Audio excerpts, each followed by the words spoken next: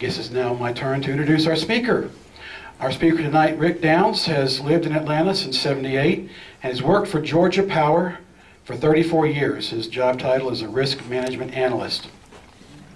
In this role, he handles emergency response and fire protection related support to Georgia Power facilities. He's the guy who inspects the tags on the fire extinguishers to make sure they're not expired. He nags the secretaries about unsafe under-desk heaters in the wintertime, and he reminds the IT geeks that yes, you can plug too many power strips together in a daisy chain arrangement. No, you can't. So, Rick also works on in-house teams that review projects where there are electrical code concerns, especially those with significant potential for negative public exposure to electrical energy. But lest you think he's always a negative person, as we will learn tonight, he's also strives to provide positive public exposure to electrical energy through his safety education seminars. Of course, his primary target audiences are usually the first responders that respond to sites of disrupted electrical delivery. These are typically firefighters, and of course, the firefighter's best friend, the blue canary in the car with the blue lights. We call them that because they go running in and find out what's wrong for us, so we firefighters don't run into that trouble. But he also spends time talking to the group, a segment within our community that's usually responsible for creating man-made disrupted electrical delivery events, the construction and utility contractors. So as we will learn, he is also passionate about keeping you and me safe from shocking encounters with electricity, both at home and out in the wilds. And using tonight's PowerTown presentation to its best advantage, he will entertain us, I'm sure. Rick is a professional engineer with specific training in fire protection engineering, so I know his heart leapt when he saw our safety slide at the beginning of our meeting. Rick is a veteran of the United States Marine Corps. Can I get a hoorah? Hoorah. And a graduate of the University of Florida. Can I get a boo? Wow. His hobbies include golf, shooting sports, martial arts, and family travel. Finally, he, along with everyone else in the world, has picked Kentucky to win the NCAA basketball tournament. Rick has expressed concern that our group's technical aptitude exceeds that of the general public by a wide margin, but I have no doubt that we will prove him wrong. Please help me welcome Rick Downs.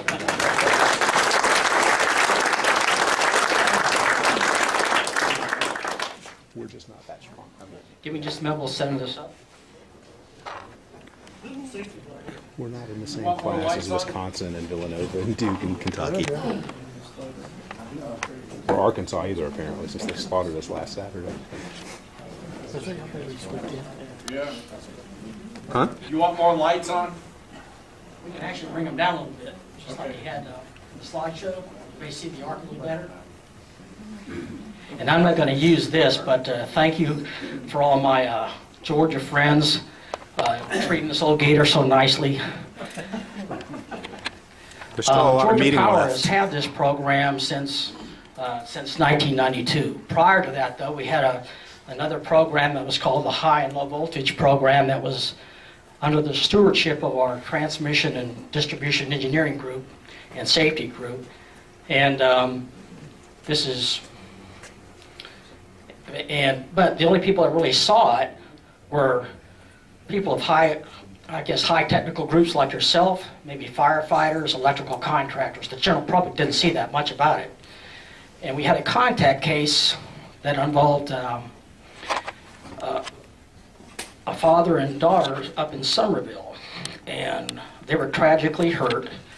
But after that, we decided to modify the program so it had a broader appeal so we could reach more people in the general public. And so now we have PowerTown. And of course, this is prior to the internet. And back then we had probably 1,500 people trained to do the program. We had 500 kits.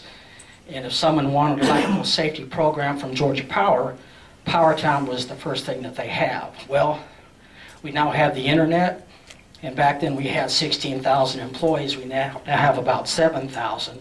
So you can still go to the internet and you can get GeorgiaPower.com and you can literally get reams and reams of information about electrical safety and electrical energy in our electrical business.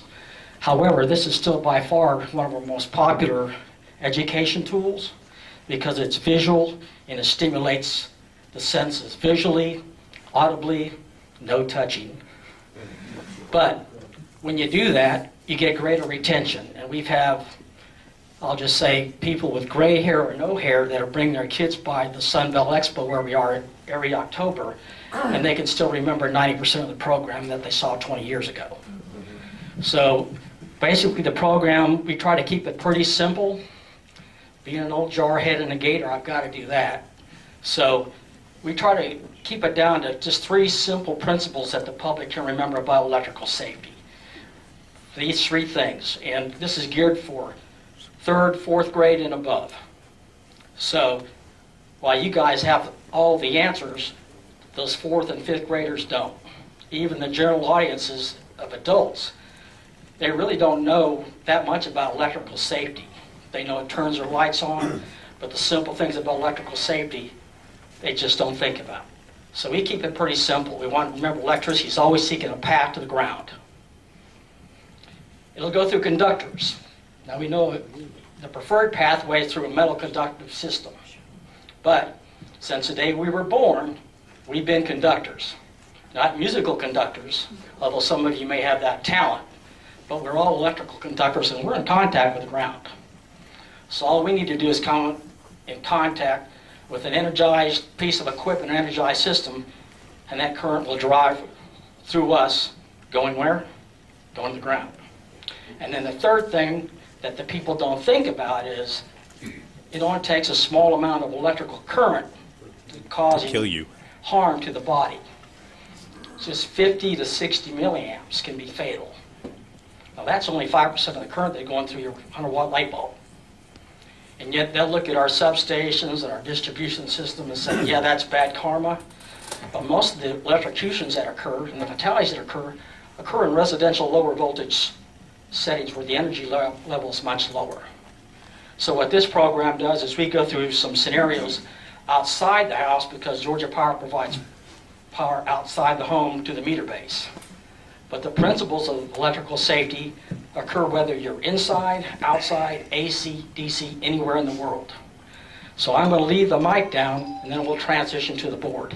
And the way the kit works is we're going to take our 110, 120 volt AC supply, and what I have here in my little gingerbread house is nothing more than a transformer, and we'll step it up.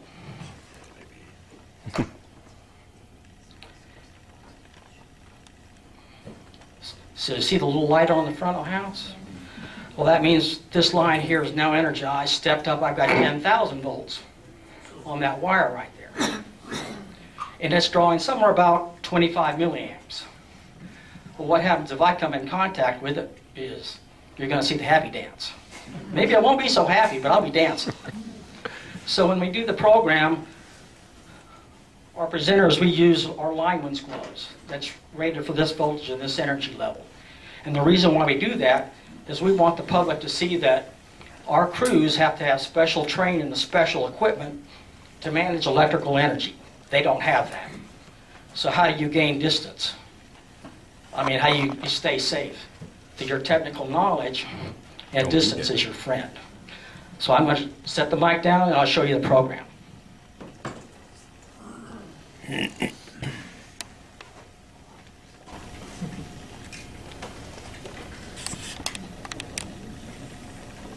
Can everybody hear me?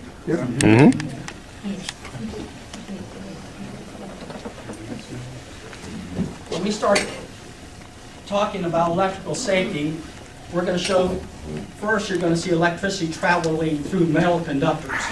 We know metal's a good conductor. It has free electrons, just in the chemical structure of metal, that are free to move. So we will start off with first electricity going from this overhead conductor seeking a path to where? Ground. To the ground.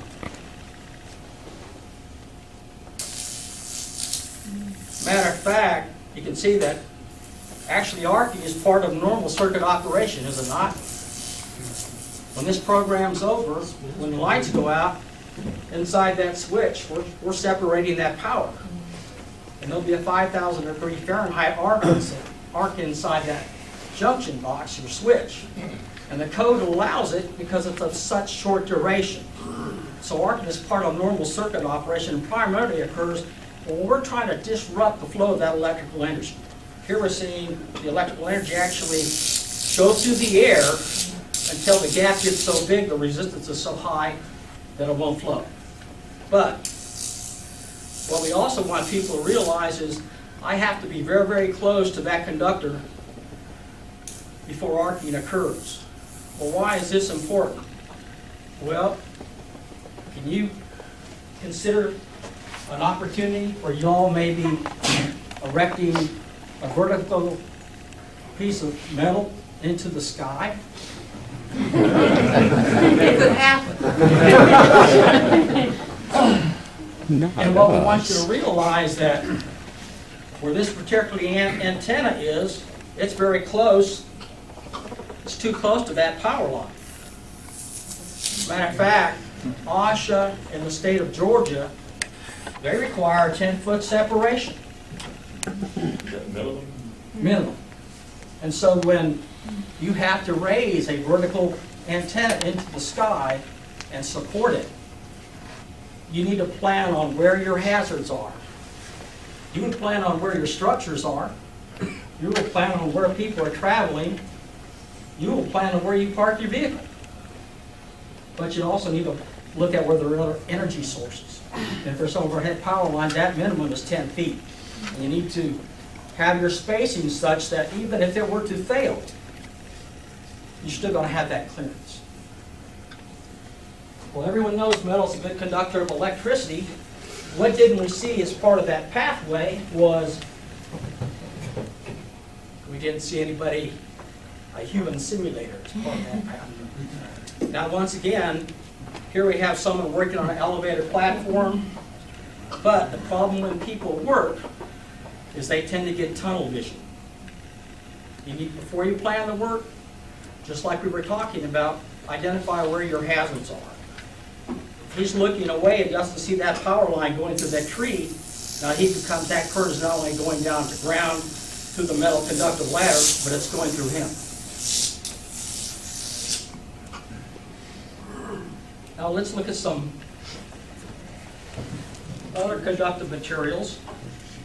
This is a Georgia Power kite string.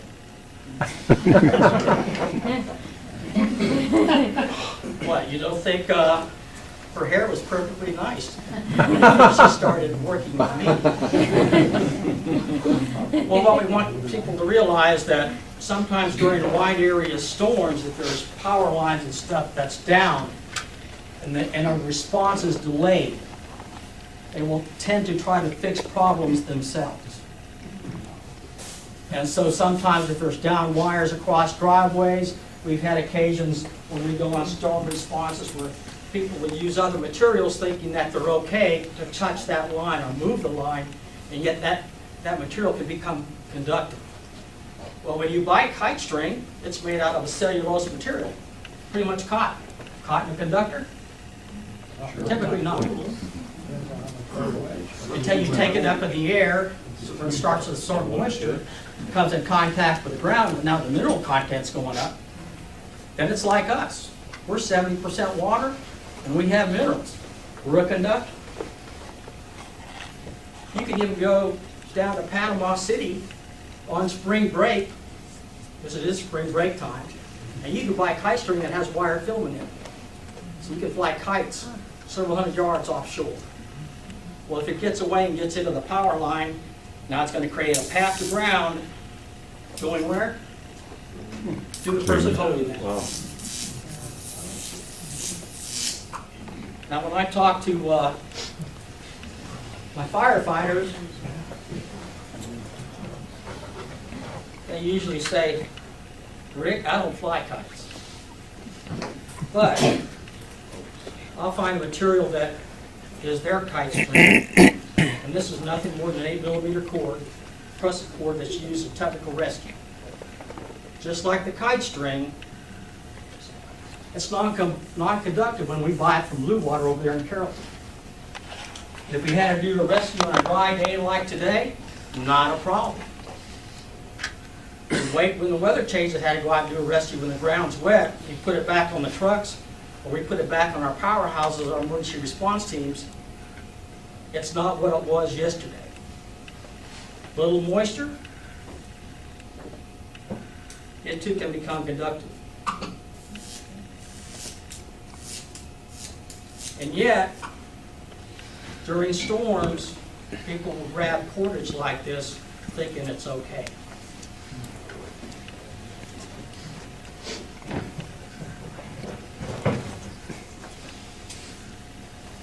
Now this is a Georgia Power tree. But I can go out here and take any limb off a green branch and cut it, and you'll see it'll behave just like this. Trees are like us. They're in contact with the ground. They have to have water and moisture to live.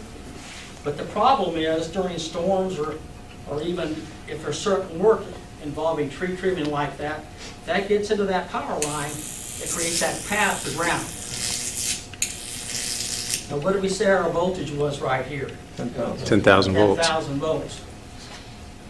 Well, once that tree gets laid across there, it creates a fault condition. Now what's our voltage down here? 10,000 volts. Very close to that. And the problem is, where Mark is over here, it may be zero. Voltage is zero. So what's happening between that point and this point? Resistance. We have current traveling through the ground. That difference in potential will create current flow. And the problem is that there's people out walking around that area or see someone get injured. If they come up, they're going to get into that ground gradient. If they get their feet apart, not only is going to current go through the ground, but now it's going to recreate that parallel path for current flow and will go through us. And even though we're all fast when we're 18, we're still not fast enough. It has the upper limit of what? The speed of light, 186,000 miles a second. Even in a system condition where you have some resistances that it's not perfectly efficient, it may drop down to half the speed of light, or maybe even a third. But I'm not faster than 60,000 miles a second. Some of you may be, but I'm not. And this also gives us an opportunity to talk about the fact that we always want to assume the lines are energized and hot. If I was talking to fourth graders, a lot of this stuff is good, well, with the exception of these children, or Boy Scouts or Girl Scouts. When I talk to those groups, sometimes I should be sitting down and they get more information and training than I do. But this gives us a chance to talk about the utility system actually has safety devices that will try to clear these faults. They include fuses, they include reclosers, they include circuit breakers. For example, let's see, last night, Dancing with the Stars. My wife was watching it, and I was right there with her. But if we had a storm and laid the tree branch across there, the problem will try to clear this fault condition. That system will try to clear that fault condition. Those reclosers are going to open, and then they're going to close right back in.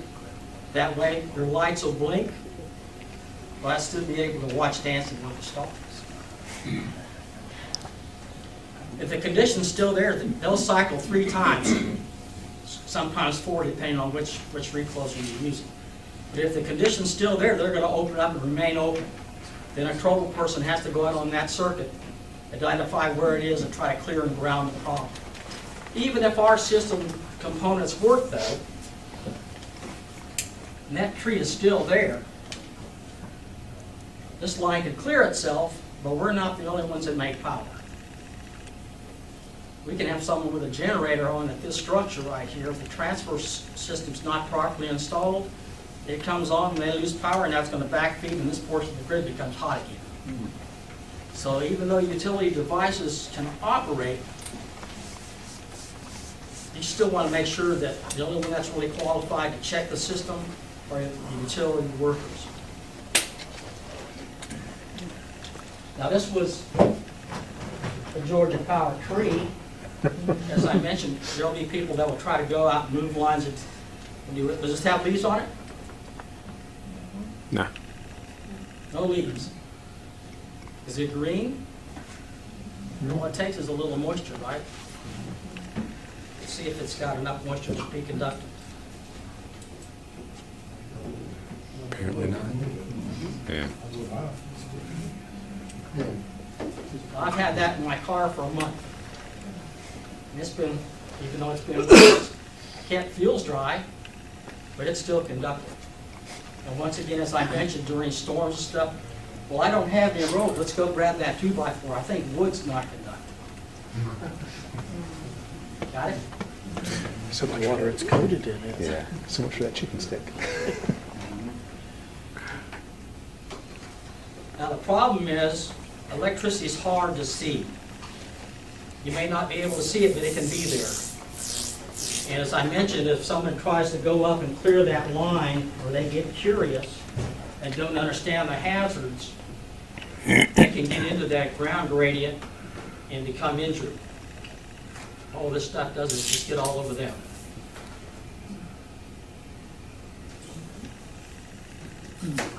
So a line can be on the ground and still be hot. It can still be hot. It'll still be hot. Usually the dancing spill. It may be just enough leakage voltage that's not enough to trip reclosers or circuit breakers. If that ground's wet, that current can travel even farther. Now, the next scenario is probably the one that generates a lot of interest. Not so much from maybe this group, because you already have the answers. But the general public just doesn't think about this. And you can see she's a pretty tall girl. I feed her well. If she's too big to get in the bus, I put her on the bus. And it's the same as being on the inside. Let's say this situation happens during a storm or a car accident where a power line goes across the vehicle. Where's the safest place for the occupants? Inside the vehicle. Stay inside, right? Stay inside. A lot of people don't know that. Do I get in or do I get out? I'll just take this coin here and we'll flip. Right now, our occupant is just like that squirrel or a bird on the wire. It's at the same energy level that the conductor is, not creating a path to the ground.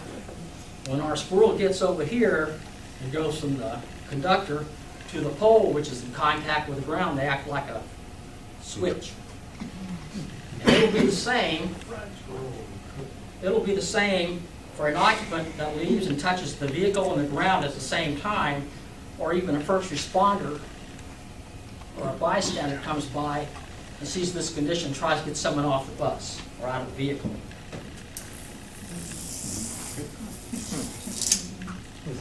Now the safest place is where? In the vehicle. Bus. Do these tires provide insulation? Well, rubber is a good insulator, right? And that's what I'm using to protect myself. This is made out of virgin rubber. Steel building. You're ahead of me. Oh, this is like Johnny Carson today, but man. Which one's Ed? This one's John. The problem is, when we were all younger and were helping our fathers, or could be our mothers, changing, putting new tires on cars when there were less gas stations and you lived in the country, the tires were made out of pretty much virgin rubber. But how long did they last? Maybe 3,000 to 5,000 miles, right? So what do we have in them now? Steel belt. We have carbon black, so now we get what? 60 to 80,000 miles out of those tires.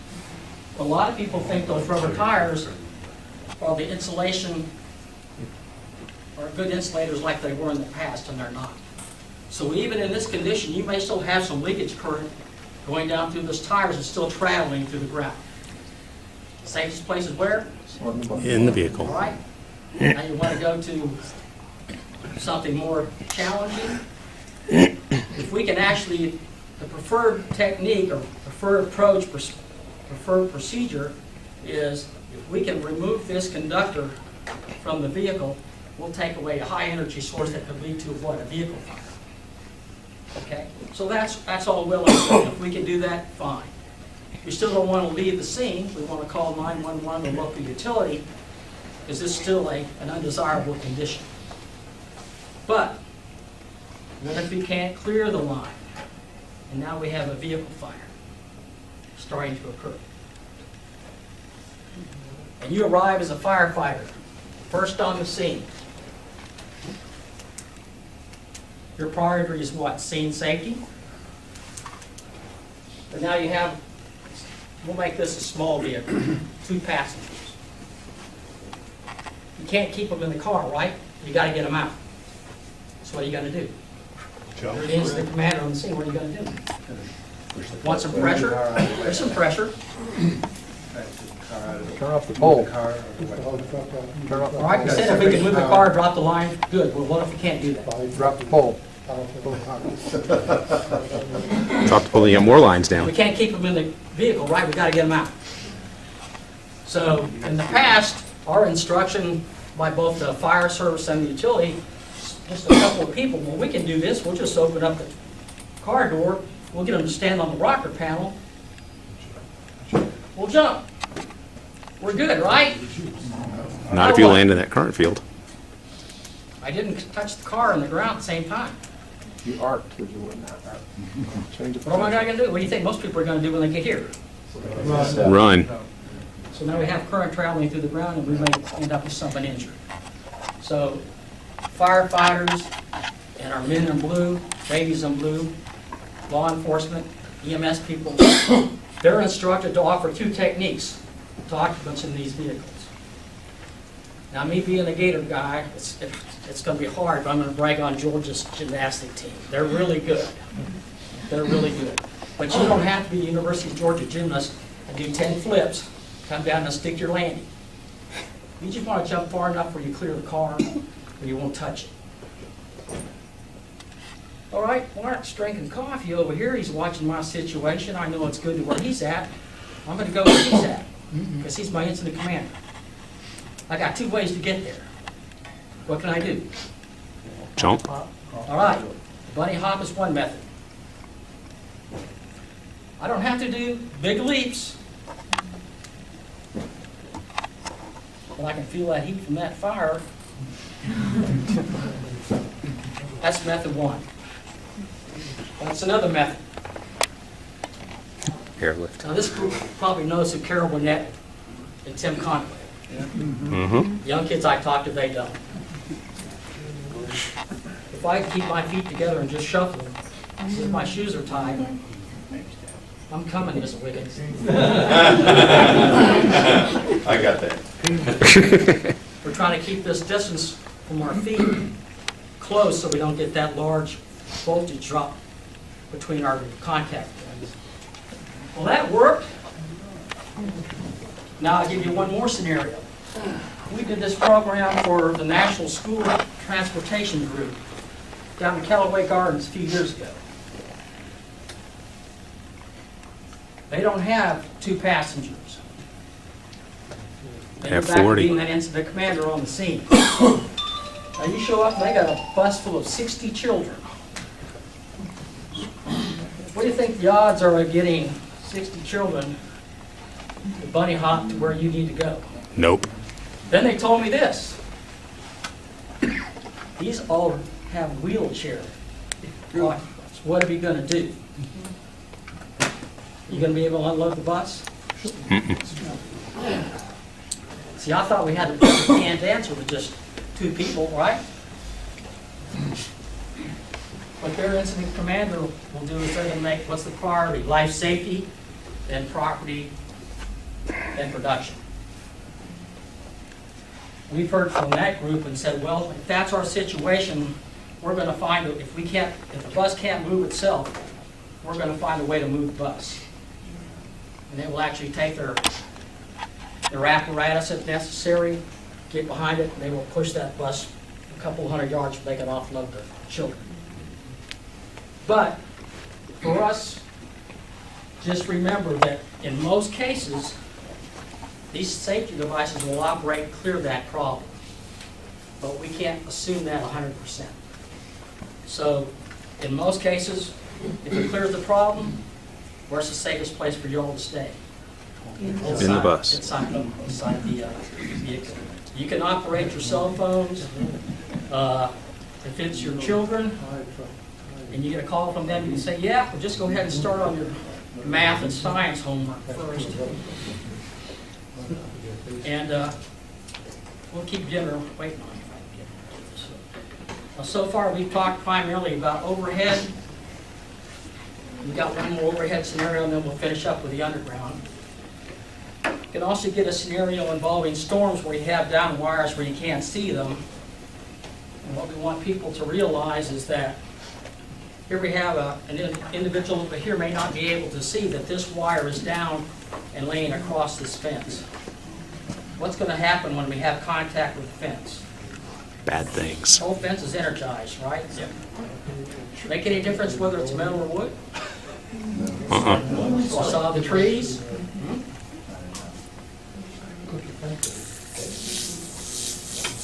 And so during storms, if there's down wires, particularly during low light conditions, we're always advising people to stay inside your protected structure, because there can be hazards out there that you can't see. Seeing that your group can actually be involved in emergency communication, you may be asked to read literature and safety messages, and that may be one of the things that will get involved in this emergency communication. To other ham radios across the community that can spread words to their neighbors. So you all play a vital role. Now, so far we talked about overhead. All you have to remember, the same principles that apply to overhead are also in play for the underground.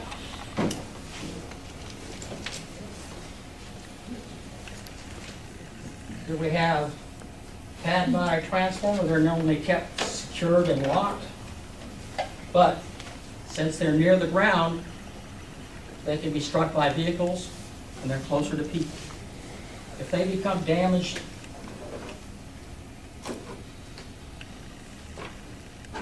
just like before, we do not want to provide an opportunity where we have people come in contact with the internals of the underground. The same things that we talked about before, electricity going around through us and small amount of current are still in play. And then lastly, if there's any underground work to do, everyone's familiar with the 911 system, 511, 411. In terms of underground protection, the Utility Protection Center is now going to the 811 system. So there's going to be work to be done involving excavation. We call the Utility Protection Center. They'll come out and locate not just your electrical underground, but all your other utilities as well, 72 hours prior to the commencement of work. And you already know the answer because we saw the bus. But if this contractor digs into this line, where's the safest place for that contractor? On his equipment.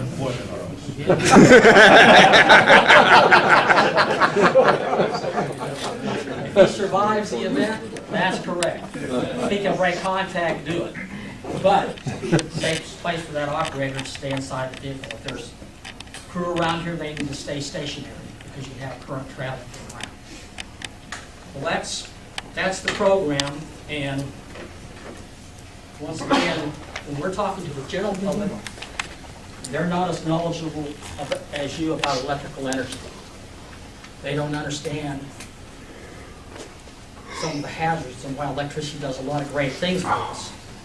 Like any other energy form, if they don't respect it, you can end up being in harm's way or being compromised, or being either injured or even worse. We understand that's going to ground, that we're a conductor, and a small amount of current can be problematic. And we use our training and our intelligence and distance as our friend, and we'll be all right. And the name of the game is, I want all the young people to grow up and be ham radio operators. Say ham radio operators.